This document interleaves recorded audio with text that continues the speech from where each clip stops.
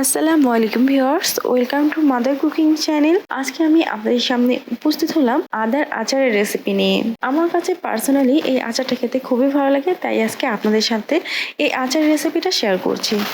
আর এই আচারের অনেকগুলো উপকারী দিক রয়েছে, যেমন সর্দি, কাশি, অতিরিক্ত সর্দির কারণে নাক বন্ধ হয়ে থাকে ইত্যাদি বিভিন্ন ধরনের সমস্যা হলে এই আচার খেলে অনেকটাই উপকার পাওয়া যায়। চলুন তাহলে রেসিপিটা দেখে নেওয়া যাক। আমি এখানে প্রায় 500 গ্রাম এর মতো আদা এরকম ছোট ছোট করে কেটে নিয়েছি। এখন আমি এই আদাগুলোকে ব্লেন্ডারে ব্লেন্ড করে নিব। তবে আদার আচার তৈরি করার জন্য এগুলোকে একটা অন্য প্রসেসে ব্লেন্ড করে নিতে হবে, তা আমি আপনাদের দেখে দিচ্ছি। দেখুন, আমি একটা জারের মধ্যে এই আদাগুলোকে দিয়ে দিয়েছি, তারপর ঢাকনা লাগিয়ে ব্লেন্ডারে যে সুইচটা রয়েছে তা 1 সেকেন্ডের মতো ঘুরিয়ে এভাবে রেখে আবার 1 সেকেন্ডের মধ্যে অফ করে দিচ্ছি। এইভাবে আমি প্রায় 9 থেকে 10 বার করে নিয়েছি। এই সময় দেখেন আদাটা কিন্তু অনেকটা আদা ভাঙা অবস্থায় আছে। আমি আর একটু এভাবে আরো 5-6 বারের মতো এরকম করে নিব।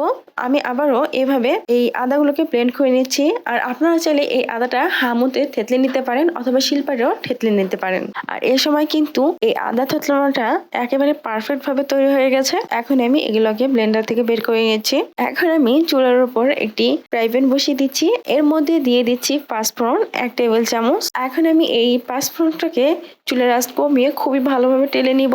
আর অবশ্যই এই পাঁচফোড়নটা টেলে নেওয়ার সময় চুলার আঁচ একেবারে কম রাখতে হবে, কারণ এই পাঁচফোড়নের মধ্যে অনেকগুলো ছোট ছোট উপকরণ রয়েছে, যেমন সরিষা, এগুলো কিন্তু পুড়ে যাওয়ার সম্ভাবনা থাকবে। তাই আমি এগুলোকে খুবই কম আছে ফ্রাই করে নিচ্ছি। আর এই সময় কিন্তু পাঁচফোড়ন থেকে খুবই সুন্দর একটা স্মেল পাওয়া যাচ্ছে। ঠিক এই সময় আমি দিয়ে দিচ্ছি চিলি ফ্লেক্স প্রায় 1/2 টেবিল চামচ। চিলি ফ্লেক্স দিয়ে আমি এগুলোকে আরেকটু টেলে নিয়েছি। আরেকটু টেলে নেওয়া হয়ে গেলে আমি এর মধ্যে দিয়ে দিচ্ছি পানি 1 কাপ। পানি দেওয়ার পর দিয়ে দিচ্ছি তেজপাতা 2টি, দিয়ে দিচ্ছি খেজুরের গুড় 1 কাপ। আমি এখানে 1 কাপ খেজুরের গুড় ব্যবহার করছি। যারা মিষ্টির পরিমাণটা বেশি খেতে চান তারা অবশ্যই খেজুরের গুড়ের পরিমাণটা বাড়িয়ে দিতে পারেন।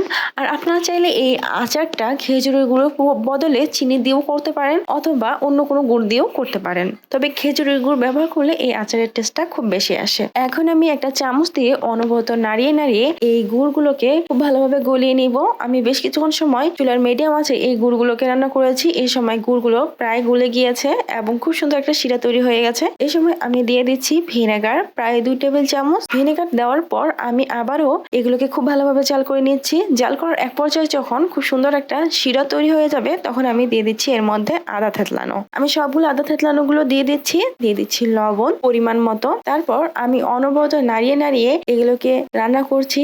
আর এই আদা থেতলানো গুলোকে ঠিক ততক্ষণ পর্যন্ত রান্না করতে হবে যতক্ষণ না পর্যন্ত এই আদার মধ্যে যে পানিটা রয়েছে তা একেবারে শুকিয়ে না যায়। আমি বেশ কিছুক্ষণ সময় ধরে এগুলোকে অনবরত নাড়িয়ে নাড়িয়ে রান্না করেছি। এই সময় আদার মধ্যে যে পানিটা ছিল, অর্থাৎ আচারের মধ্যে যে পানিটা ছিল, তা কিন্তু অনেকটাই শুকিয়ে গেছে। এই সময় আমি দিয়ে দিব আচারের মশলা 1 টেবিল চামচ। তারপর আরো বেশ কিছুক্ষণ সময় চুলার আঁচটা একটু কমিয়ে অনবরত নাড়িয়ে নাড়িয়ে রান্না করছি। এতে করে কিন্তু আদার আচারের মধ্যে কোনো প্রকার পানি থাকলে তা একেবারে শুকিয়ে যাবে এবং আদার আচারটা আপনারা দীর্ঘদিন পর্যন্ত সংরক্ষণ করতে পারবেন। আমি বেশ কিছুক্ষণ সময় ধরে এগুলোকে অনবরত নাড়িয়ে নাড়িয়ে ফ্রাই করছি। এই সময় দেখুন আদার এই আচারটার মধ্যে আর কোনো প্রকারের পানি নেই এবং যেটুকু পানি ছিল তা একেবারে শুকিয়ে গেছে এবং এর মধ্যে একটা আঠা আঠা ভাব চলে এসেছে। ঠিক এই সময়টাতে আমি চুলাটা অফ করে দিচ্ছি। তৈরি হয়ে গেছে খুবই মজাদার আদার আচার। প্রিয় দর্শক, এই ছিল আমাদের আজকের রেসিপি। মাদার কুকিং চ্যানেলের আরো এক্সাইটিং রেসিপি নিয়ে আপনাদের সামনে